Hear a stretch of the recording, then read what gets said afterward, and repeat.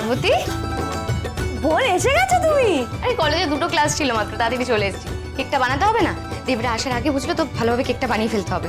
এই দেখো আমি সব রেডি করে ফেলেছি। ওরে বাবা, থ্যাংক ইউ সো মাচ। বাহ,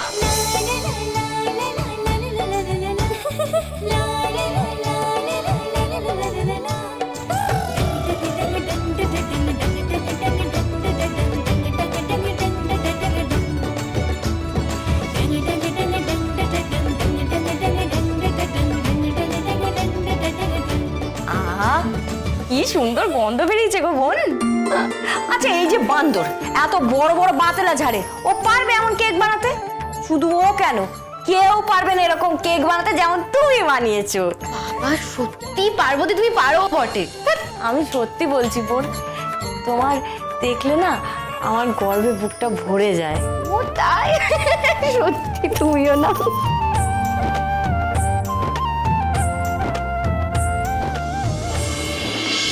আরে স্নেহা, আরে অনেকক্ষণ ধরে মেকআপ করছো তো, তাড়াতাড়ি করো।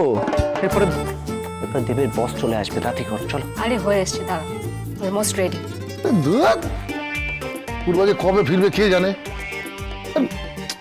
পাঞ্জাবিটা এবার কোথায় রেখেছে ভগবানই জানে। আমাকে বলবে অগোছালো, আর নিজে এমন ভাবে গুছিয়ে রাখবে কিছুই খুঁজে পাওয়া যাবে না।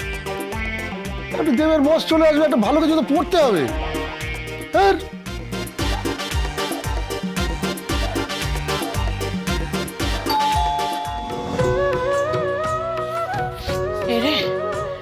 দেবের বস চলে এলো নাকি? কি হবে? এই পার্বতী, পার্বতী, হ্যাঁ মামুনি, একটু এদিকে শোন। আসছি। এই শোন না, বলছি দেবের বস আর ওনার স্ত্রী বোধহয় চলে এসেছেন। তুই একটু ওদেরকে আপ্যায়ন করে নিয়ে এসে বসা, কেমন? আমি এক্ষুনি যাচ্ছি। এই শোন শোন শোন শোন, কি কি? বলছি বাবা একটু সাবধানে কথা বলিস, কেমন? কোনো আলটপকা কথা বলে ফেলিস না, দেবের মান সম্মানের প্রশ্ন।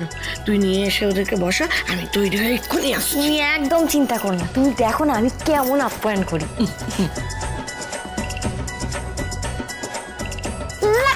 ভেলকি লাগ, দেখবে আজকে বলে বাবা কিরকম কামাল দেখাবো, অতিথিদের কেমন আপ্যায়ন করতে হয় পার্বতী জানে। লাগ লাগ লাগ লাগ, ভেলকি লাগ।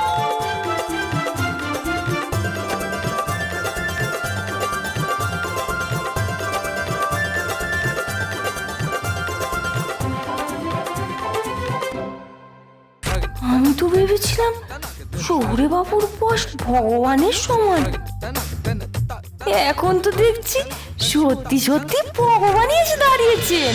তুমি আশেপাশে থাকলে